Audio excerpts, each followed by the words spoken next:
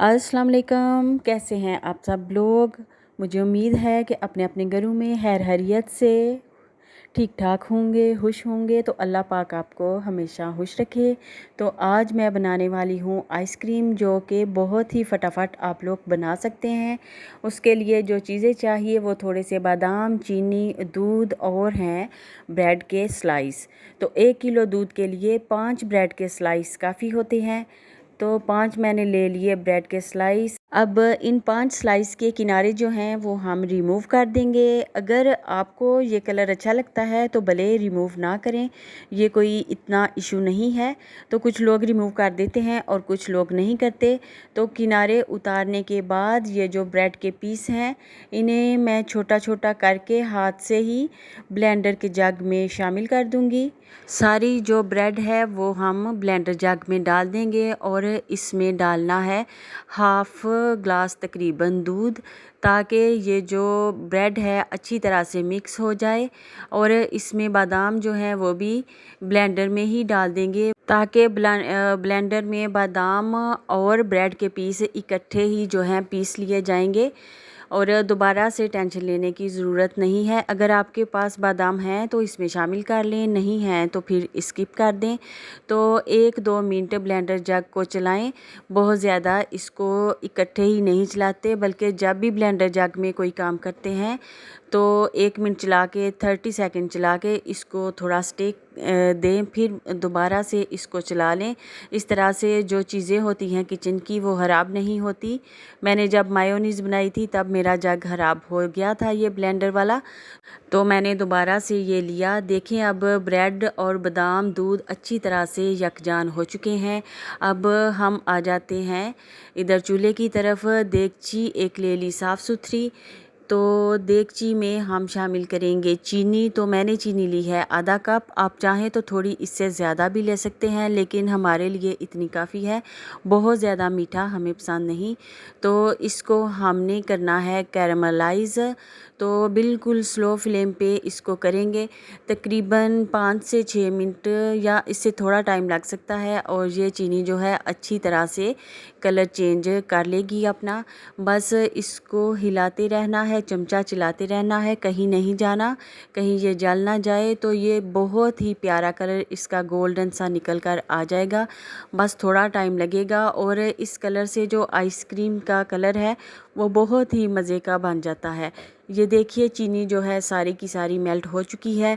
अभी मैं flame off कर दूंगी, चूल्हा बंद करके इसमें मैं शामिल कर दूंगी दूध।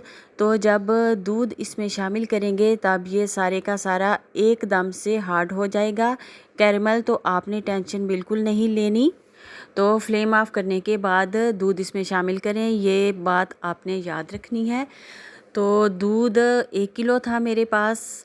तो पहले मैंने हाफ़ ग्लास उसमें ब्लेंडर जग में डाल दिया था ब्रेड के स्लाइस के साथ। बाकी का दूध जो बचा मेरे पास वो मैंने अभी इस देगची में शामिल कर दिया कैरमल में।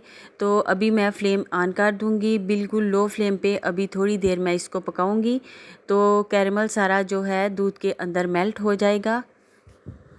इससे एक ख़ास किस्म का टेस्ट आता है जो बहुत ही रिच लगता है, बहुत ही मज़े का। तो देखिए कैरमल अभी नीचे जो है आपको नज़र आ रहा है हार्ड है। तो थोड़ी ही देर बाद तकरीबन 3 से 4 मिनट लगेंगे तो लो फ्लेम पे ये मेल्ट हो जाएगा दूध के अंदर अच्छी तरह से। तो फिर हमने जो मिक्सचर तैयार किया था वो इसमें डालना है और ब्रेड और दूध वाला जो अमेज़ा है वो इसमें शामिल कर दूंगी और थोड़ी देर मज़ीद इसको पकाऊंगी, क्योंकि दूध तो ऑलरेडी पक चुका है। अभी हमने इसको थिक करना है। तो इसकी कंसिस्टेंसी थोड़ी थिक हो जाएगी तब हमने फ्लेम जो है ऑफ़ कर देना है। तो थोड़ा ही टाइम लगा, तकरीबन 5-6 मिनट लगे। तो जो चाहिए कंसिस्टेंसी आइडियल वो हो चुकी है। अभी मैं इसका फ्लेम ऑफ़ करने के बाद इसको करूँगी थोड़ा सा ठंडा। इस मिक्सचर को थोड़ा ठंडा करिए और किचन के किसी भी कंटेनर में भर लें जो भी आपका फेवरेट हो। तो इसमें भरने के बाद ऊपर थोड़े से पिस्ते बादाम जो भी आपके पास हो वो गार्निश कर सकते हैं। अभी तो इसमें क्रीम का 1 पैकेट जो है वो मैं यूज़ करूँगी। आपके पास क्रीम है तो इसमें डाल लें, नहीं है तो स्किप कर दें, कोई इतनी टेंशन नहीं। तो 1 पैकेट क्रीम डालने के बाद ये बहुत ही मज़े की बन जाती है।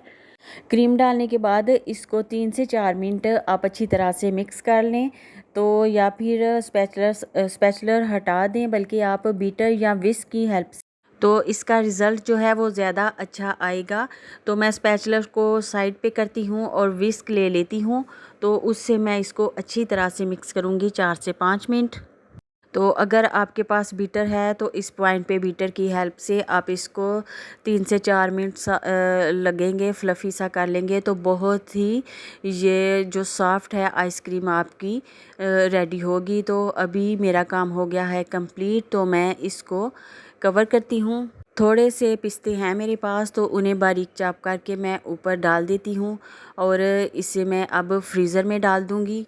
तकरीबन 5 से 6 घंटे तक ये बिल्कुल परफेक्ट हो जाएगी। तो मिलते हैं फिर 5-6 घंटे के बाद। लीजिए, हमारी मज़ेदार सी आइसक्रीम जो है वो तैयार हो चुकी है। अभी इसको निकालते हैं किसी बर्तन में और करते हैं इंजॉय। तो ये रेसिपी जो है बहुत ही इजी है। कोई भी आप में से अब अपने किचन की 2-3 चीज़ों से आइसक्रीम बना सकता है। बच्चे अगर ज़िद करें कि आइसक्रीम खानी है तो आप खुद ही उसको साफ़ सुथरे तरीके से बना के दे दें। तो बहुत ही मज़े की ये रेसिपी है, ट्राई करनी है, मुझे देना है आप लोगों ने फ़ीडबैक। एक दफ़ा ये आइसक्रीम बना के फ्रीज़र में रख दें तो हफ़्ता 10 दिन आपकी ख़त्म नहीं होगी, बच्चे इंजॉय करते रहेंगे।